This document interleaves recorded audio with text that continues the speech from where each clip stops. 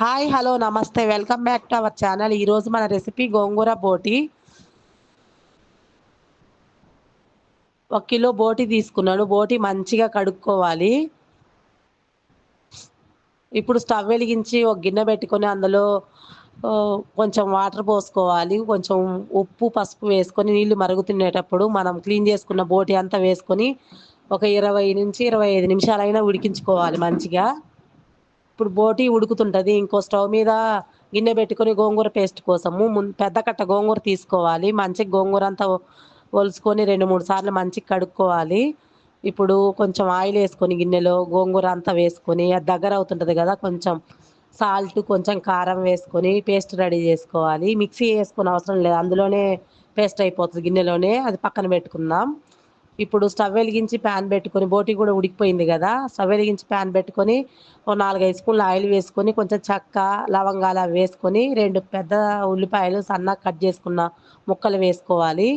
ఇందులోనే ఒక 7, 8 పచ్చిమిరపకాయ ముక్కలు ఇవి కొంచెం ఫ్రై అవ్వాలి. ఫ్రై ఇవన్నీ ఒకసారి మంచిగా కలుపుకొని ఫ్రై అయ్యేంత వరకు ఫ్రై చేసుకోవాలి.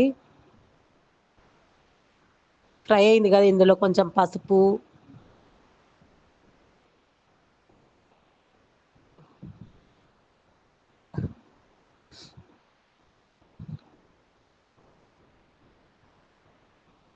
ఇందులోనే టేస్ట్‌కి సరిపడా 2 స్పూన్ల కారము, 1 స్పూను సాల్ట్ ముందే మనం అందులో సాల్ట్ వేసుకున్నాం గదా! అందుకని 1 స్పూన్ ఏసుకోవాలి. లాస్ట్‌లో చూసుకొని వేసుకోవచ్చు.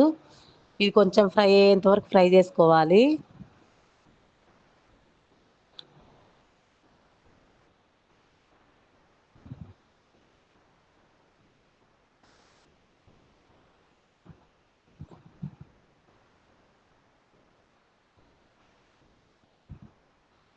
ఇందులోనే మటన్ మసాలా వేసుకోవాలి.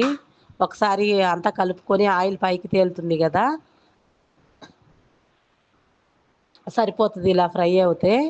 ఇందులోనే మనం ముందుగా ఉడకబెట్టి పక్కన పెట్టుకున్నాం గదా! ఆ బోటి అంతా వేసుకోవాలి. మొత్తం కలిసేలాగా కలుపుకోవాలి.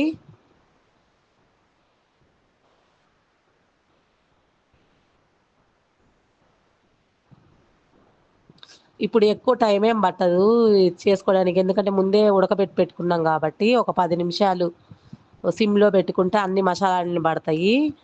ఒక 5 నిమిషాలు పెట్టేస్తున్నాను. మూత పెట్టినాను. ఇప్పుడు మనం ముందుగా రెడీ చేసుకున్న గోంగూర పేస్ట్ అంతా వేసుకొని కలుపుకోవాలి.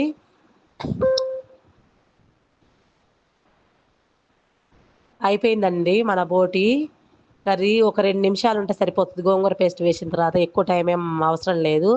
పైన కొత్తిమీర వేసుకోవాలి. రెడీ అయిపోయిందండి మన గోంగూర బోటి. చాలా సింపుల్‌గా చేసుకోవచ్చు. సర్వింగ్ బౌల్‌లోకి తీసేసుకుందాం.